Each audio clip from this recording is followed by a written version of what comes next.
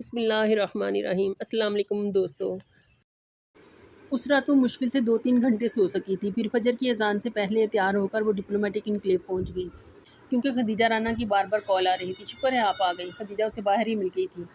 उसकी ऐनक के पीछे छुपी आंखें फिक्रमंद लग रही थीं। हया सादा शलवार सूट और स्याह जैकेट में मलबूस थी। लंबे खुले बाल कानों के पीछे उड़सते हुए वो खदीजा तक आई थी। अब किधर जाना है? अंदर। ये शटल ले लेते हैं, ये टर्किश एम्बेसी तक हमें पहुंचा देगी। तभी एक उम्र सीधा शख्स और एक खातून तेज़ी से शटल की तरफ बढ़ते हुए दिखाई दिए। मेरी छठी हिस्स कह रही है कि ये अंकल आंटी भी टर्किश एम्बेसी जा रहे हैं। हया जल्दी करो, हमें पहले 15 में से होना है। वो हया का हाथ पकड़कर जल्दी से आगे बढ़ी। फिर ख्याल आने पर पूछा, अंदर आईडी कार्ड से एंट्री होगी। आप आईडी कार्ड और पासपोर्ट लाई हैं ना? और हया का दिमाग भग से उड़ गया। वो रात इतनी डिस्टर्ब थी कि उसे भूल ही गया कि पासपोर्ट तो मुझे आज मिलना है, वो तो अभी बना ही नहीं। हया, खदीजा मुंह खोले हक्का बक्का उसे देख रही थी। नहीं, आई एम सॉरी। मैं Khadija, I am sorry, I am really very sorry. मेरे पास पासपोर्ट नहीं है। उसका सर घूमने लगा था। वो इतनी बड़ी गलती कैसे कर सकती थी? आपके पास पासपोर्ट नहीं है तो आप खुद क्यों आई हैं? आपकी वजह से मेरा स्कॉलरशिप भी रह जाएगा। इतना एहसास है आपको? वो फटी पड़ी थी। और हया, जो इतनी मगरूर और खुद पसंद लड़की थी, जिसकी शख्सियत से लिबास तक हर शय परफेक्ट होती थी और जिसकी मिसालें उसकी क्लास फेलोज दिया करती थी, वो एकदम ही रो पड़ी। आई एम सॉरी खदीजा, मेरे कुछ प्रॉब्लम्स हैं। मेरी लाइफ बहुत डिस्टर्ब है। मैं वो जल्दी से बेख्तियार उमड़ आने वाले आंसू साफ़ करने लगी। It's okay Khadija, I am sorry, मगर आप जाएं, मैं कल ट्राई कर लूँगी। खदीजा कुछ लम्हे खामोश खड़ी रही, फिर आहिस्ता से बोली, लाएं, अपना आईडी कार्ड मुझे दें। जी, अपना आईडी कार्ड मुझे दें और आप वापस जाकर पासपोर्ट ऑफिस से अपना पासपोर्ट उठा लाएं। उम्मीद है आईडी कार्ड से एंट्री हो जाएगी और हमारी बारी आने तक आप वापस भी आ जाएंगी। मगर पासपोर्ट ऑफिस तो पिंडी में है और मुझे तो जाते जाते भी 1 घंटा लग जाएगा और पासपोर्ट ऑफिस 9 बजे खुलता है, जबकि एम्बेसी 7 बजे खुल जाएगी। उसने फिक्रमंदी से कलाई पर बंधी हुई घड़ी को देखते हुए कहा, ये नामुमकिन है। मैं कभी भी इतनी जल्दी वापस नहीं पहुंच पाऊंगी कि पहले 15 में से हो सकूं। या मैंने ज़िंदगी में एक बात सीखी है कि इंसान को कोई चीज़ नहीं हरा सकती जब तक कि वो खुद हार ना मान ले। आप अभी से हार मान लेना चाहती हैं? लाएं, अपना आईडी कार्ड मुझे दें। मुझे अंकल आंटी से पहले पहुंचना है। वो उसके हाथ से कार्ड झपट कर शटल की तरफ दौड़ती चली गई। उसने आंखों के किनारे साफ करते हुए घड़ी को देखा। क्या उसका वीज़ा लग जाएगा या डोली की दुआ पूरी हो जाएगी और वो कभी टर्की नहीं जा सकेगी? उसे कभी जहाँ सिकंदर नहीं मिल सकेगा? मगर खदीजा ने तो कहा था कि इंसान को कोई चीज़ नहीं हरा सकती जब तक कि वो खुद हार ना मान ले। उसने सोचा वो इतनी आसानी से हार नहीं मानेगी। बेदर्दी से आंखें रगड़कर वो गाड़ी की तरफ लपकी थी। बहुत रैश ड्राइविंग करके वो पिंडी आई थी। तकरीबन 1 घंटा उसको बंद पासपोर्ट ऑफिस के बाहर बैठकर इंतज़ार करना पड़ा। खुदा खुदा करके 9 बजे ऑफिस खुला तो वो तेज़ी से अंदर भागी। शायद उसकी हिम्मत दिखाने का सिला था। 10 मिनट बाद वो अपना पासपोर्ट लिए ऑफिस की बैरूनी सीढ़ियाँ उतर रही थी। तभी किसी गैर शनासा नंबर से उसे कॉल आई। उसने किसी ख्याल के तहत फ़ोन उठा लिया। हेलो हेलो हया, मैं खदीजा बोल रही हूँ। मेरा फ़ोन तो बाहर भाई के पास है, क्योंकि एम्बेसी के अंदर फ़ोन लाने की परमिशन नहीं है।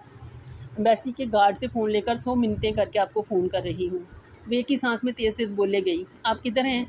मुझे पासपोर्ट मिल गया है और मैं आ रही हूँ। मेरी एंट्री हुई? उसने गाड़ी में बैठकर चाबी इग्निशन में घुमाई। शुक्र है मैंने तेज़ भागकर उन अंकल आंटी को क्रॉस कर लिया था। मैं 14 नंबर पर थी और आपकी भी एंट्री करवा दी है। आपका 15वां नंबर है।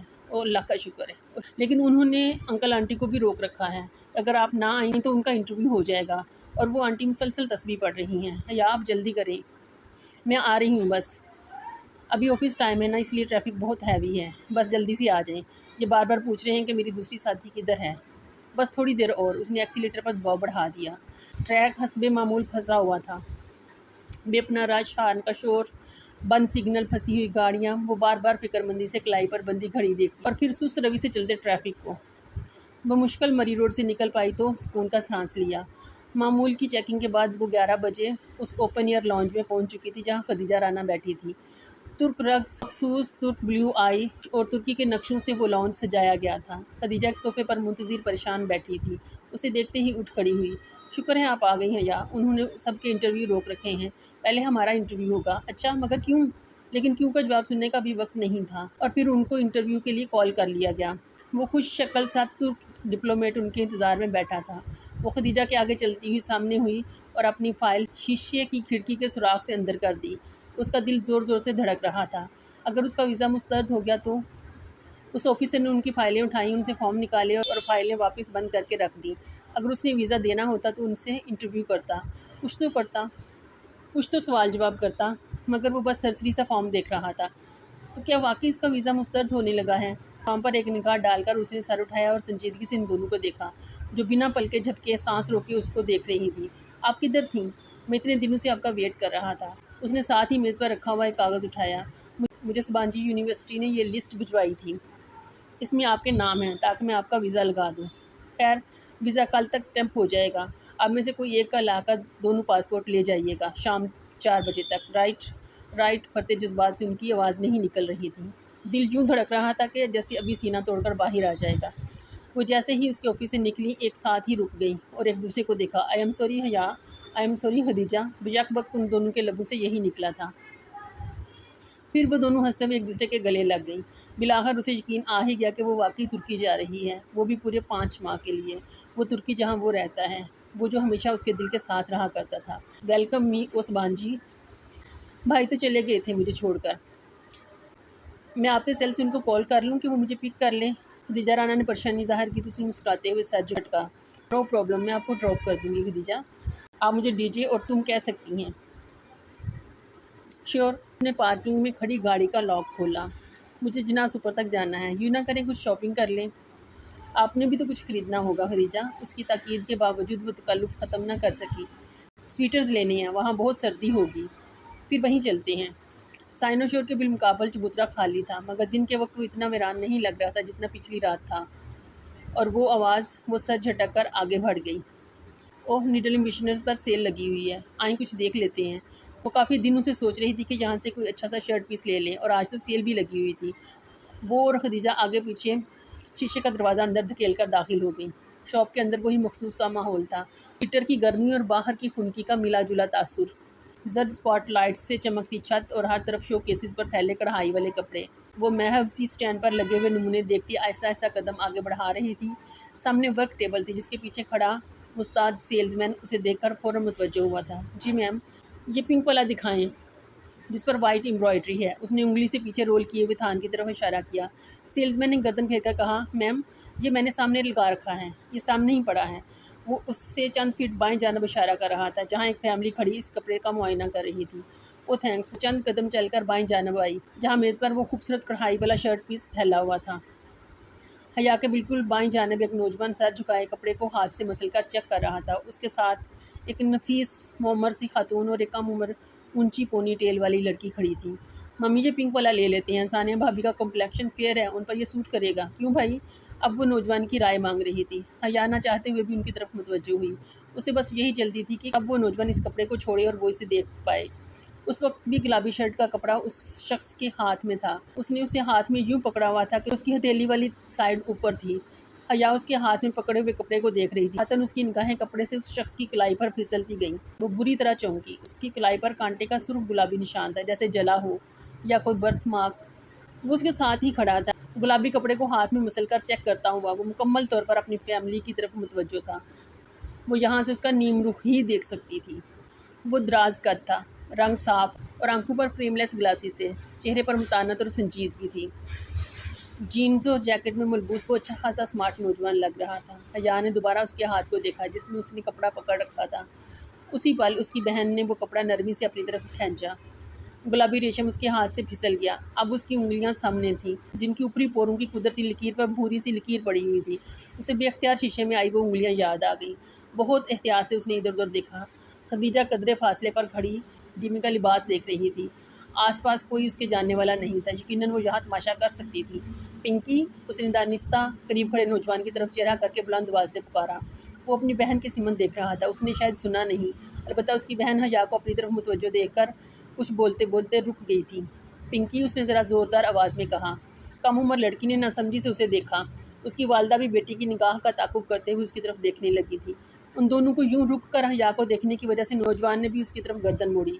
हया ने देखा उसका चेहरा झुलसा हुआ था। जलने का निशान बहुत गहरा ना था, बस इतना कि आधा चेहरा साफ गंदमी रंग का लगता था तो दूसरा हिस्सा गहरा सांवला। पिंकी, डोली कहाँ है? वो सीने पर बाजू लपेटे तीखे अंदाज में बोली, और चूंकि वो उस नौजवान की आंखों में देखकर बोली थी इसीलिए तो वो उलझ सा गया था। सॉरी, मैंने पूछा डोली कहाँ है? कौन? मैं समझा नहीं। वो धीमे मगर उलझे हुए लहजे में बोला। अगर आपके दिमाग पर चोट आने की वजह से आपकी याददाश्त खो गई है तो बेफिक्र रहिए, मैं आपको याद कराए देती हूँ। डोली आपका वो ख्वाजा सरा दोस्त जिसके साथ मिलकर आप रोज़ ख्वाजा सरा बने सड़क पर भीख मांग रहे होते हैं। पिंकी नाम बताया था ना आपने मुझे। उसकी पेशानी शिकन आलूद हो गई, आंखों में गुस्सा दर आया। ताहम वो ज़रा बर्दाश्त करके बोला, मैडम आपको कोई गलतफहमी हुई है, मैं आपको जानता तक नहीं, मगर मैं आपको अच्छे से जानती हूँ। ये आपकी उंगलियों पर निशान मेरी गाड़ी के शीशे में फंसने के बायस ही आए थे। मुझे याद है मिस्टर। आप कौन हैं और प्रॉब्लम क्या है आपको? वो लड़की मज़ीद बर्दाश्त नहीं कर सकी थी। मैं वो हूँ जिसने आपके इन भाई साहब को ख्वाजा सरा बने देखा था। इट्स इनफ, वो नौजवान गुस्से से बोला। मैं शराफत से आपकी बकवास सुन रहा हूँ, मगर आप बेलगाम होती जा रही हैं। इससे आगे आपने कोई फजूल बात की तो अच्छा नहीं होगा। इतनी ही शराफत है आप में तो ख्वाजा सरा बने सड़कों पर क्यों फिरती हैं? किसी ने उसके अक्कब में कहा तो वो चौंकी। खदीजा बहुत एतमाद से कह रही थी। हया को एकदम जैसे ढारस सी मिली। आपका दिमाग ख़राब है, अपनी बहन को समझाएं। मेरे भाई से तारुफ का अच्छा बहाना ढूंढा है इन्होंने। लड़की भड़क उठी थी। शॉप में बहुत से लोग सब कुछ छोड़ छाड़ कर उनको देख रहे थे। तारुफ माई फुट, जवाबन खदीजा भी ऊंची आवाज़ में बोली। आपके भाई को मैंने खुद ख्वाजा सरा बना देखा है। मैं अभी 10 और लोगों को ला सकती हूँ जो इस बात की गवाही देंगे। अजीब खातून हैं आप, खामखा तंग किए जा रही हैं। ये तारुफ के बहाने किसी और के सामने जाकर बताइए। सर, मैडम, शॉप मैनेजर तेज़ी से उनकी तरफ आया। प्लीज़ आप इधर तमाशा ना करें, दूसरे कस्टमर डिस्टर्ब हो रहे हैं। मेजर साहब, अब उसने उस नौजवान का चेहरा देखा तो शनासाई भरी हैरत से बोला, बहुत माजरत सर। आप मोहतरमा वो हया की तरफ मुतवज्जो हुआ। आप प्लीज़ शोर ना करें। अगर आपने ख़रीदारी नहीं करनी तो आप बाहर जा सकती हैं। आप होते कौन है मुझे शॉप से निकालने वाले? अहमद भाई चलें, हम ही चलते हैं। इनका तो दिमाग ख़राब है। लड़की ने खफगी से उसे देखते हुए कपड़ा फेंका और पलटी, और वो नौजवान ने तनफ़ुर भरी निगाह उस पर डालकर अपनी माँ का शाना तामे दरवाजे की तरफ बढ़ गया। हया ने चौंक कर उसे देखा। अहमद भाई, मेजर अहमद, तो क्या वो तौबा है आजकल की लड़कियाँ। वालदा साहबा मुसलसल नापसंदीदगी से बुड़बुड़ाती निकल गई। वो लब भिंचे खड़ी उन्हें देखती रही। उस शख्स के मेजर अहमद होने में अब कोई शुबा नहीं रह गया था। हया, इससे पहले कि ये मैनेजर हमें धक्के देकर निकाले, हम भी खिसक जाएं।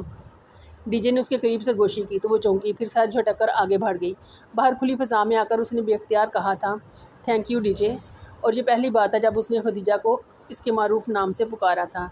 डीजे बेसाख्ता हंस पड़ी। मुझे पता था आप झूठ नहीं बोलती। आपने वाकई उसे देखा होगा जो कह रही हैं। मगर डीजे, मैंने उसे वाकई ख्वाजा सरा बने देखा था। हया, आपने उसे बस ख्वाजा सरा बने देखा था ना? तो हो सकता है वो सिर्फ एडवेंचर के लिए ऐसा बना हो, पता नहीं। उसने बेजारी से शाने उचकाए। चलो चलते हैं। वो आगे बढ़ गई। उसका दिल हर शय से उचाट हो चुका था। तो दोस्तों, ये थी आज की किस्त। उम्मीद है आपको पसंद आई होगी। अपनी कीमती आरा और तजावीज़ का इजहार कमेंट बॉक्स में ज़रूर कीजिएगा। वीडियो को लाइक और शेयर करें और चैनल को सब्सक्राइब भी कर दें। तो मिलते हैं अगली किस्त में। तब तक के लिए मेरे सोने रब दे हवाले।